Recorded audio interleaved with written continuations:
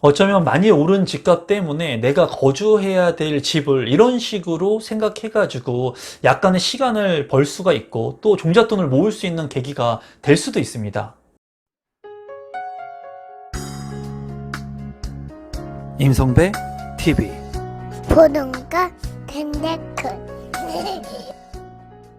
제가 동아일보에 기사를 하나 가져왔는데요. 제목을 보면은 전셋값 치솟아 밀려나는 신혼부부들 부모님 집으로 도로 캥거루족이라고 하는 제목이에요. 그러니까 이 제목에서도 알 수 있다시피 주택가격이 너무나 많이 오르고 전셋가격이 너무나 많이 오르다 보니까 부모님 집으로 다시 들어간다는 거예요.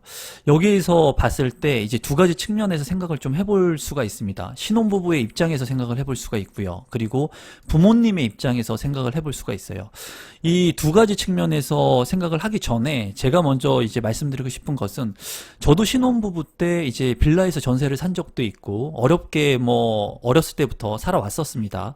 그런데 본인한테 맞지 않는 과분한 그런 주택 또는 과분한 차량, 과분한 시계 이런 것들을 너무나 누리면서 살려고 하는 사람들이 많다는 거예요.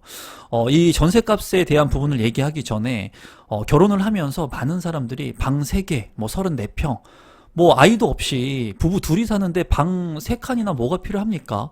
물론 여건이 되시면 그런 집에서 전세 살면 돼요. 또는 여건이 되시면 소득 수준이 되면은 좋은 입지가 좋은 곳에 아파트, 강남의 아파트에 방이 3개면 어떻고 5개면 어떻겠습니까?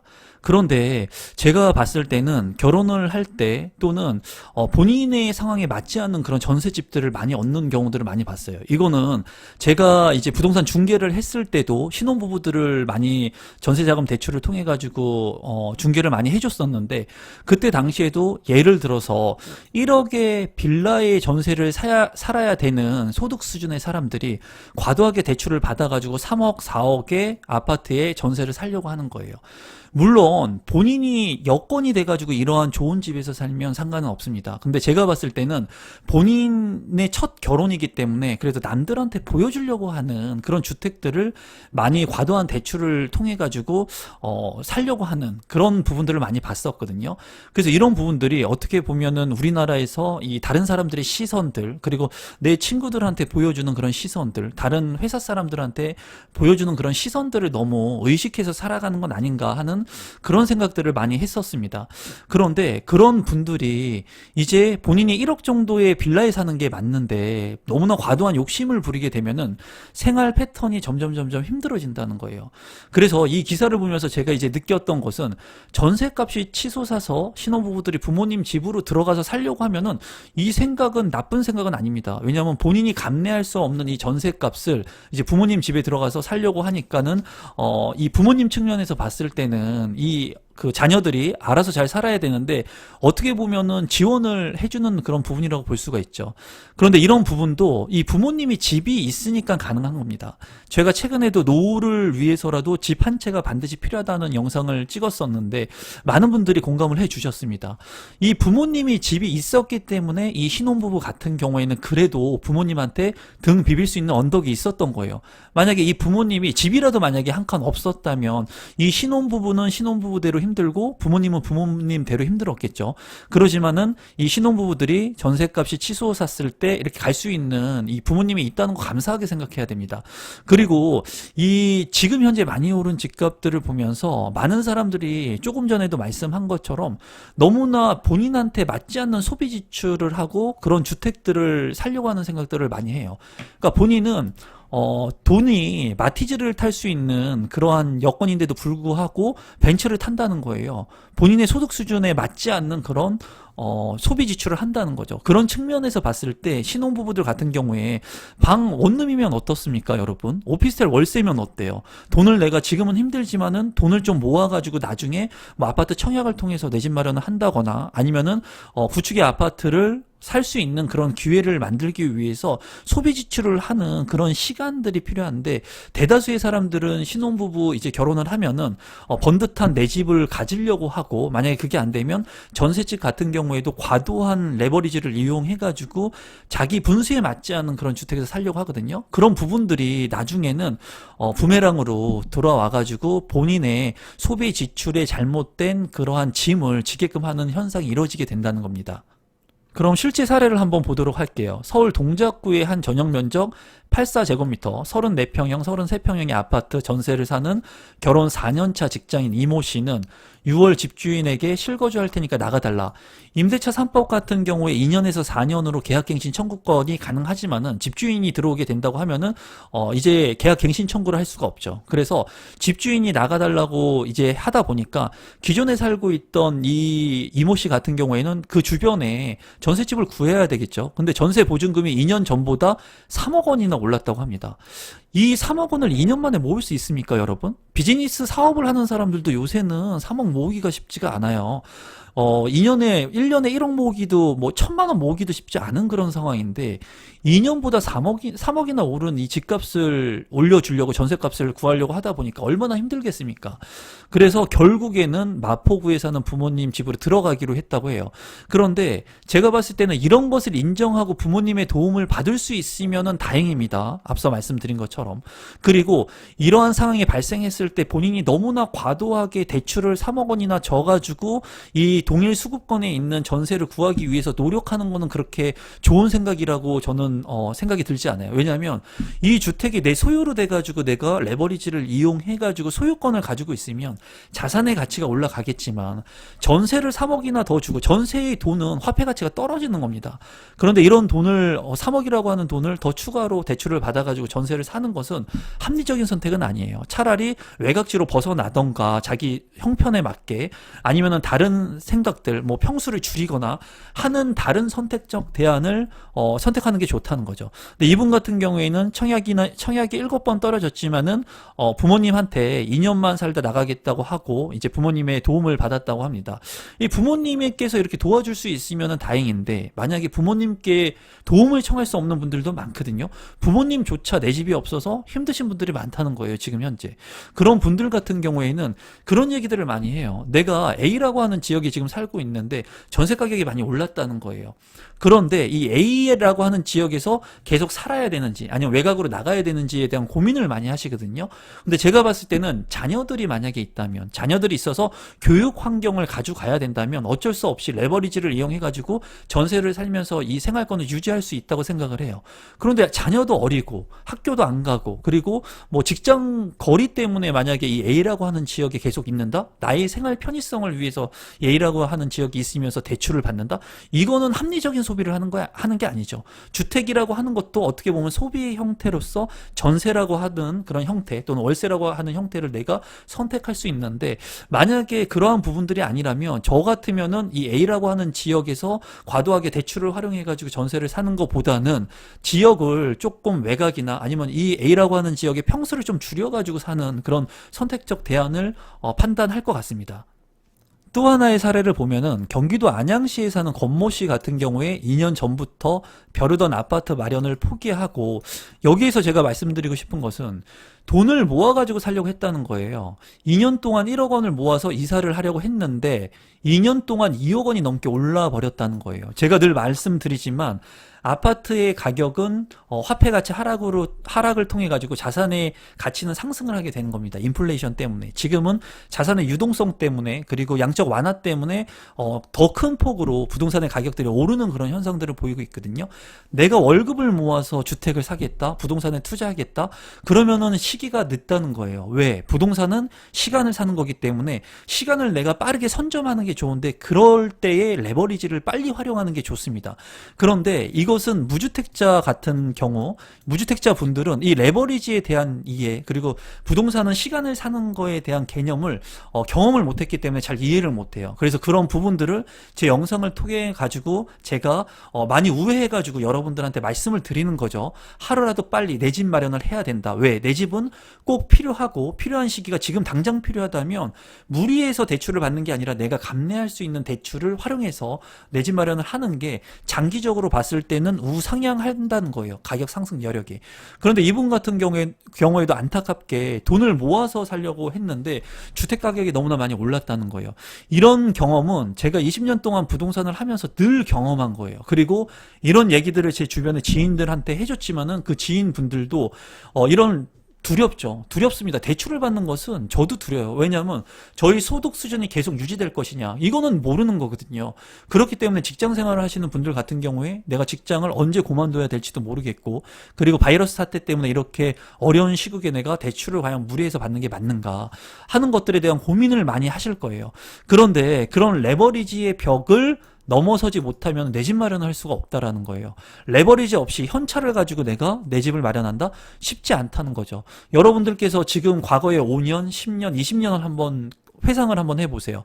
부동산 가격이 계속 올랐어요. 내가 살고 있는 주변의 주택 가격을 한번 봐보시고, 그리고 부모님이 살고 있는 주변의 주택 가격, 내 자식들이 살고 있는 그 주변의 주택 가격이 5년 전에 얼마였는지, 10년 전에 얼마였는지, 20년 전에 얼마였는지 한번 보세요, 여러분들께서. 그러면 주택 가격이 계속해서 오르고 있었다는 것, 물론 IMF라든가 글로벌 금융위기에서 일부의 하락 조정세를 맞았던 국면들은 있지만은, 이런 잔잔한 파동을 통해 가지고 결국에는 우상향 곡선을 하고 있었고, 현재의 결과론적으로는 주택 가격이 많이 올랐다는 것을 여러분들도 부인하지 못할 거예요. 그러면 미래에는 떨어지지 않겠느냐? 미래에 떨어질지 오를지 제가 모른다 그랬죠. 미래에, 근데 제가 여러분들한테 묻고 싶은 것은, 여러분이 미래에 살 집이 필요합니까? 필요하지 않습니까? 필요하다는 거예요. 내 자식이 지금 9살, 6살이지만 내 자식들도 나중에 제가 죽고 없을 때 본인들이 살아야 될 집은 필요하다는 거예요. 그게 자가가 됐던, 월세가 됐던, 전세가 됐던. 그렇기 때문에 여러분들께서 이 안양시에 사는 권모씨 같은 경우에도 열심히 아마 일을 했을 겁니다. 일을 해가지고 적금을 모으고 해가지고, 이제 내가 허리띠 졸라 매가지고 집을 1억만 모으면 살 수 있겠구나 했는데 2년이 지났는데 2억 원이 넘게 올랐다는 거예요. 이러면은 사람은 망연자실하고 포기하게 된다는 거예요. 왜? 내가 하나의 목표를 설정해가지고 열심히 했다는 거예요. 그런데 그 목표를 달성할 수 있을 거라고 해가지고 열심히 노력을 했는데, 그 목표를 달성할 시점이 됐는데 그 아파트 가격이 너무나 올라서 나의 그 목표의 한계를 벗어났다는 거예요. 그러면은 꿈과 희망이 없어지는 그런 효과를 볼 수가 있거든요.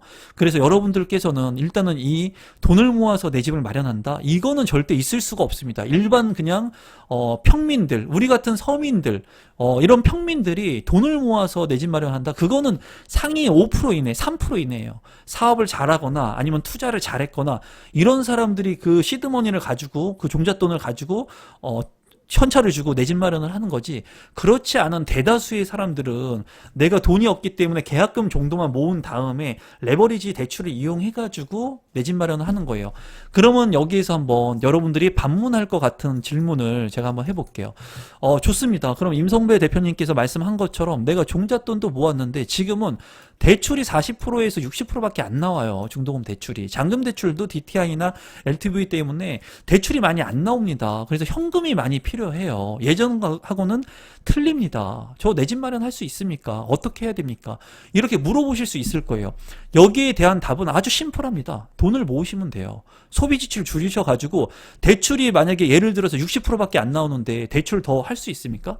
못한다는 거예요. 그러면 40%의 현금이 있어야 된다는 겁니다. 아주 심플하죠. 그런데 많은 사람들은 이 현재의 상황을 인정하지 않고 나는 80% 대출 받을 거야, 90% 대출 받을 거야, 이런 생각들을 하고 있다는 거예요. 됩니까? 안 된다는 거죠. 지금 현재 할 수 있는 것은 소비 지출을 줄이고, 아니면은 이분처럼, 그 전에 분처럼 내가 만약에 부모님 집에 들어가가지고 소득을 줄이고 주거 비용을 줄여서라도 이 현금이 필요한 자금을 마련할 수 있는 방법이 무엇인가를 생각해 봐야겠죠. 물론 향후에는 제가 대출이 완화될 겁니다. 그리고 대출이 완화되는 시점에는 여러분들이 시드머니를 가지고 내 집 마련을 해야 됩니다. 이런 긍정적인 메시지는 드리고 있어요. 하지만 지금의 현 팩트를 보자는 거예요. 지금의 현 팩트를 봤을 때 내가 지금 5% 모았다는 거예요. 돈을 5% 모았어요. 그런데 대출 60%밖에 안 된다고 예를 한번 들어볼게요. 그러면 대출이 60%가 되는데 5%밖에 못 모았으면 앞으로 35%의 현금이 있어야 되는 거죠. 이거는 뭐 초등학교만 나와도 산수를 할 수 있을 거예요. 그러면 35%의 현금을 모을 수 있는 방법이 무엇인가 고민을 해봐야겠죠. 돈을 모아야 되는 거예요. 내가 소득을 늘리거나 지출을 줄이거나 둘 중에 하나를 선택해서 해야 되는데 사람들은 이거 하기 싫다는 거죠. 돈 모으기 싫은 거예요. 왜? 나는 그냥 대출 받아서 80%, 70%, 90% 받았으니까 예전에는, 지금 이렇게 해주고 나는 내 집 마련하고 싶다는 거죠. 그건 욕심이죠. 그거는 여러분들의 욕심인 거죠. 지금 현 상황에서 내가 할 수 있는 최선을 다하고 최선을 다한 다음에 그 다음에 나머지 것을 바라야 되는 게 맞는 거죠. 그래서 지금 보면은 지금 돈을 많이 벌어 보신 분들, 그리고 지금 이 바이러스 사태에서도 어느 정도 소득 수준을 유지하고 있는 분들, 그런 분들은 지금도 소비 지출 잘 합니다. 오늘 제가 이제 일요일인데 이 영상을 찍고 있는 게 그 버거킹에서 8월 8일까지 1+1 와플 행사를 했어요. 그래서 햄버거 같은 거 잘 안 사 먹습니다. 그런데 1+1 해가지고 오늘 햄버거 사 먹었다는 거예요. 아내하고 아이들하고. 어플 까니까는 5,900원짜리 할인 쿠폰 받았고, 그리고 와플 세트 1+1 해가지고 6,100원인가 해가지고 사 먹었다는 거예요.